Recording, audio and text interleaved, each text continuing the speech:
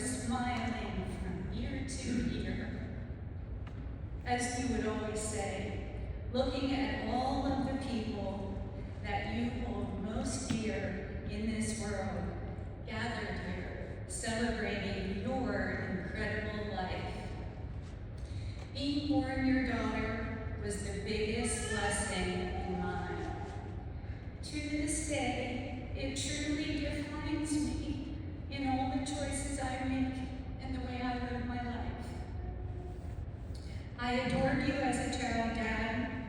I looked up to you as a young adult, and I always tried my very best to make you proud. As we both grew older, our roles began to switch, and I cared for you in so many ways, and you grew to really depend on me. Taking on this new role reminded me in the quiet times that the circle of life is truly a magical miracle.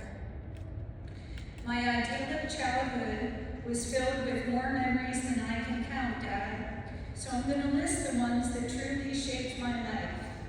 I remember you driving us to brownies and Girl Scouts, catechism classes at church, all our father-daughter square dances, numerous camping trips, birthday parties, pony rides, catching football, shooting guns, helping me with my homework, all our trips to Dairy Queen for chocolate malted milkshakes, and raising and caring for all the numerous animals we had over the years.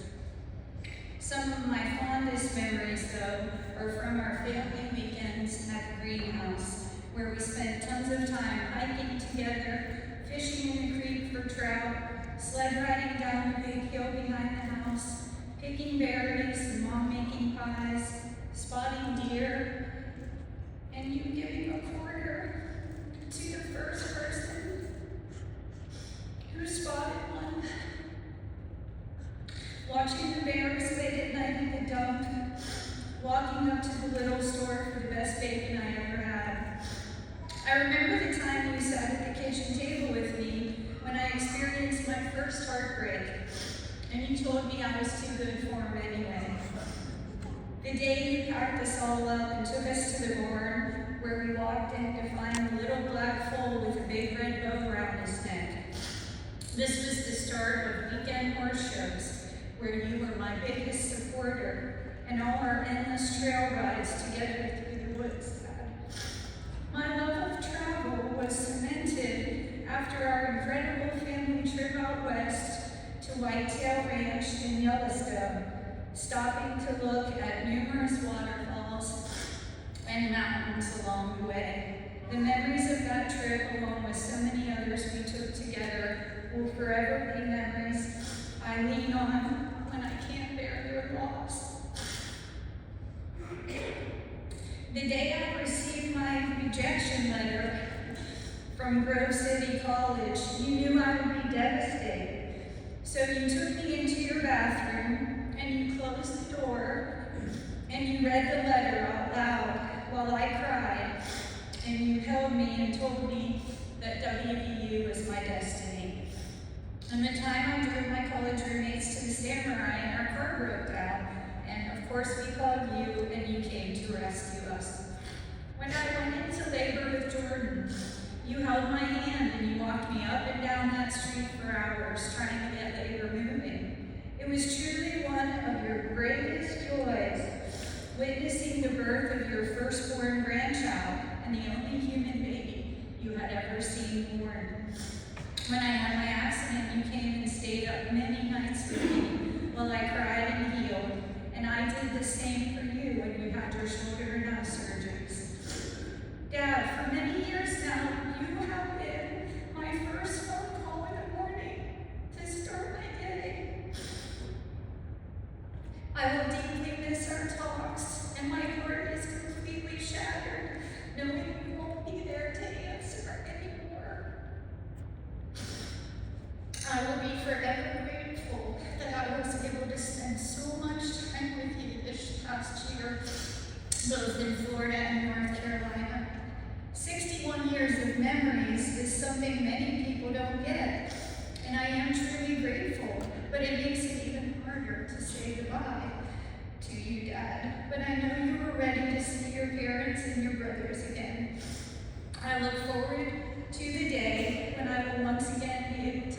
you and tell you how very much I love and adore you. I hope you're up there drinking root beer floats and margaritas and playing 500. I love you forever, Dad.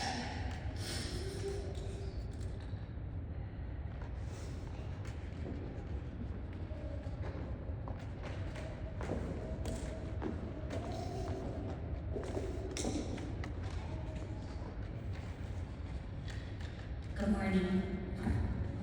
How do I possibly put a lifetime of memories and feelings into words to capture my special relationship with my father, the first man in my life who held me in his arms as a fragile newborn and continued that love, care, concern, and teaching throughout my life? Ordinary family days, family dinners, many chores on Farm Hill Road, movie nights, vacations, all so precious and so fleeting.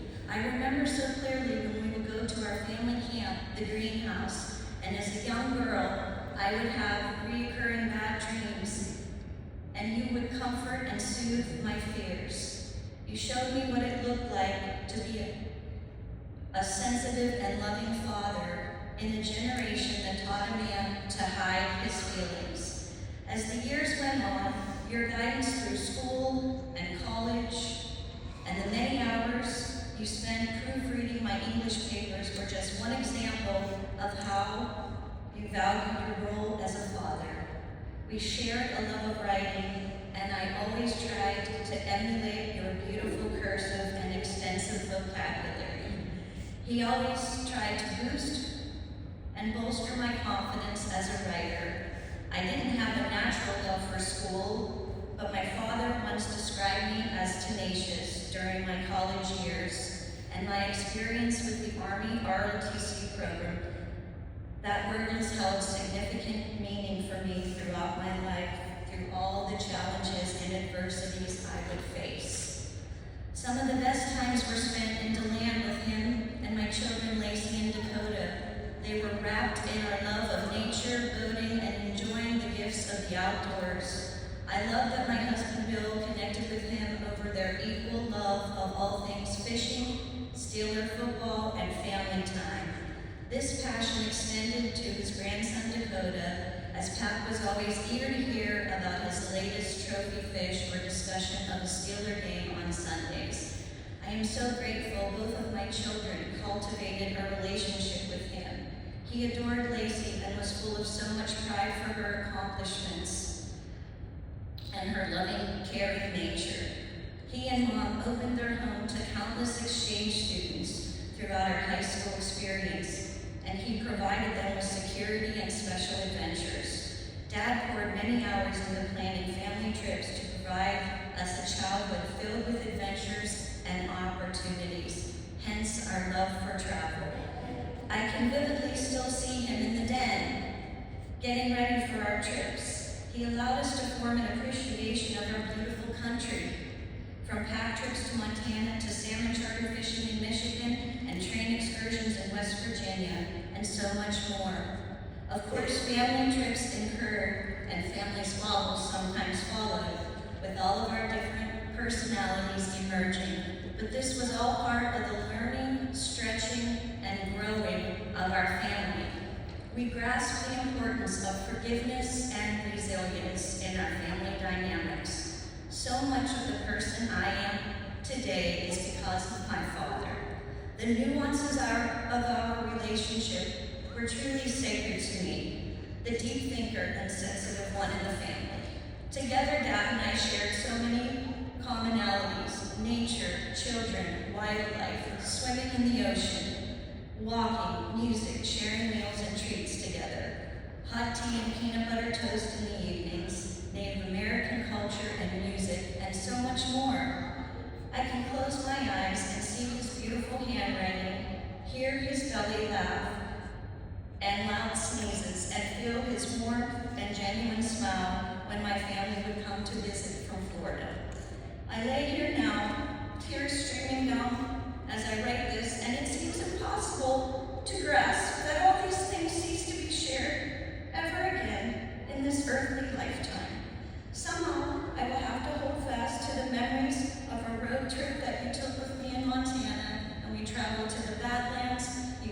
glacier, and all of the hikes in between, especially when we got lost in the woods. I will enclose myself in the rich beauty of the thoughts when it gets too difficult to bear the loss of my father, one of my best friends on earth, and my first true love.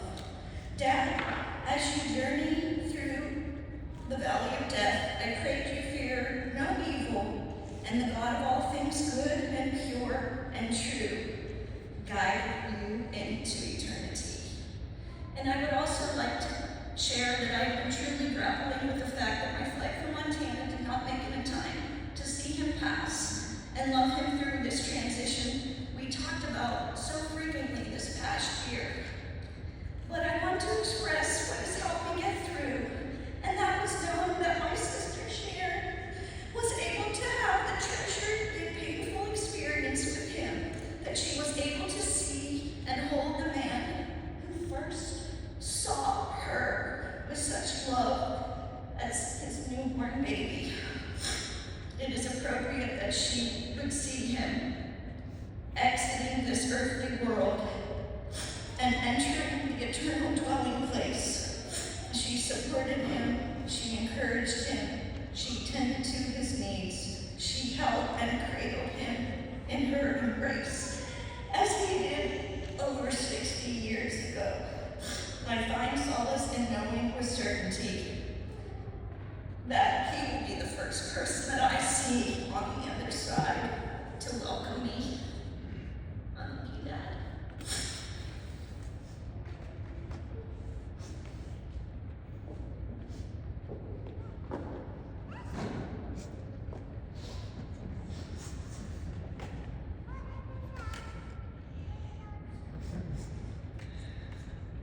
Regis is my middle name.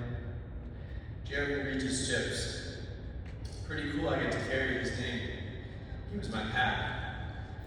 So is anyone naming their babies Regis these days? I worry the name might go extinct, just like some of the phrases that Pap would say.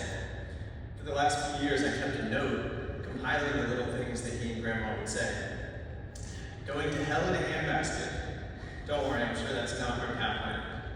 As useless as tits on wool. Can I say that here? I'll tell you what, that's enough to piss off the Pope. Pat, you dirty rat. Hopefully God will wash you of your sins. Anyhow, just last month we got to enjoy a little more time with him. A few more card games, another walk, some wildlife, and he got to watch my kid, his great-grandchild, tickle his 87-year-old feet. That's amazing. I don't know what it's like to be a grandparent, but I do know what it's like to be a grandkid, and I love it. We may all be dust in the wind, but your dust is transcendent, Pat. I love you. Thanks be to God.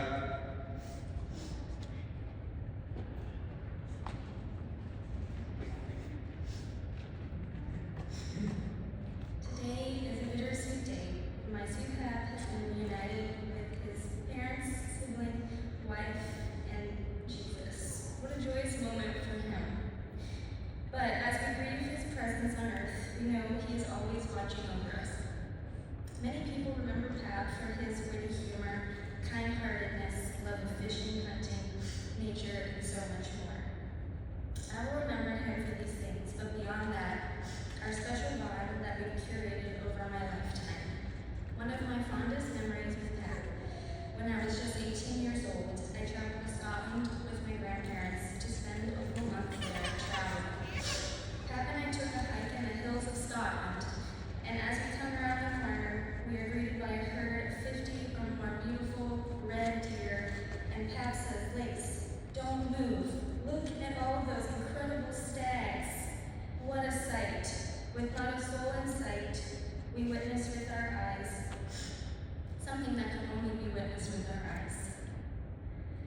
It was so special. I lived with Pat and Graham for a period of my young adulthood, and it truly created such an unbreakable bond between us. He was always one of my greatest supporters in life, and made me feel so loved. I will miss you, Pat. See you again in heaven. Thank you.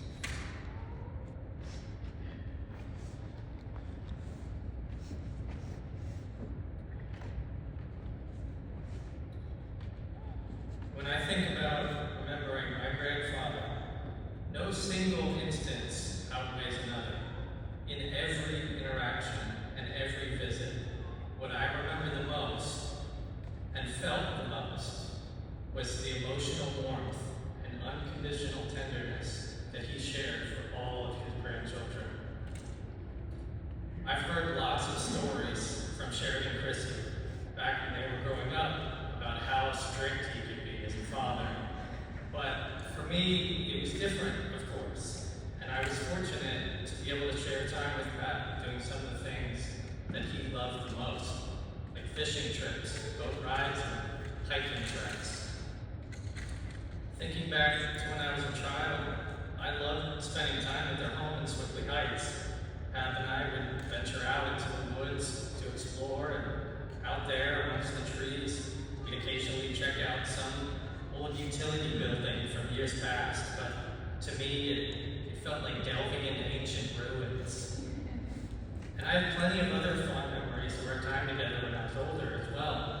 My brother Jeremy and I will forever be impressed with how well Regis and Carol did whitewater rafting with us only a few years ago when Pat was 80 years old. Anyway, what I want to express the most is my gratitude for having such wonderful and loving grandparents. I love you, Pat. Thank you.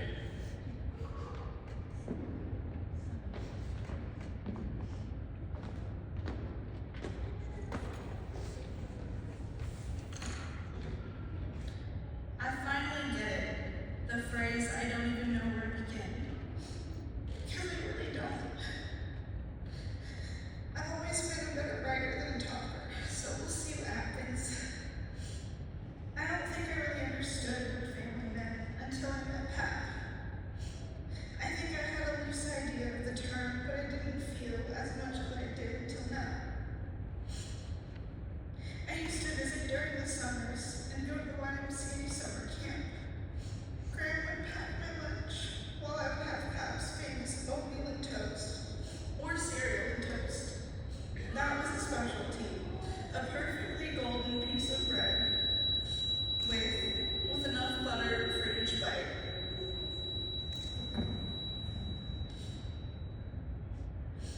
No crumb left unbuttered.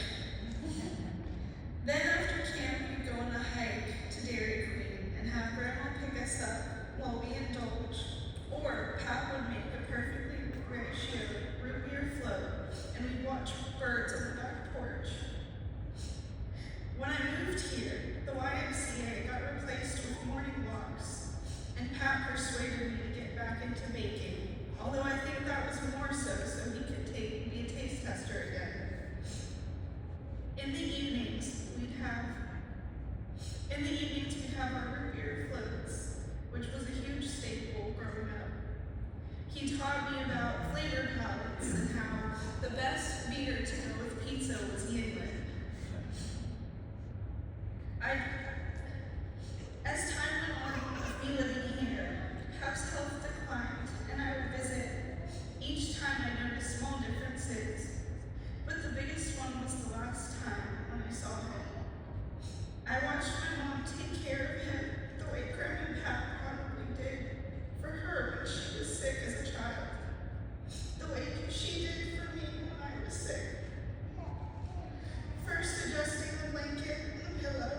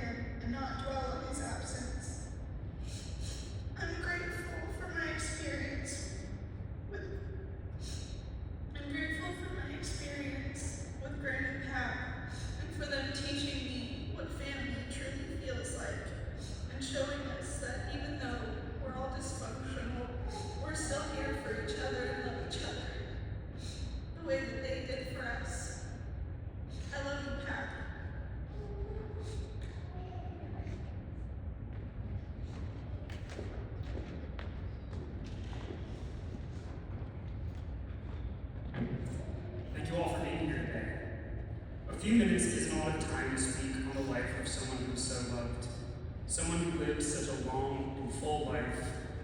So many beautiful things have already been said today about Pat, the person he was, the husband, the dentist, the outdoorsman, the father, the grandfather.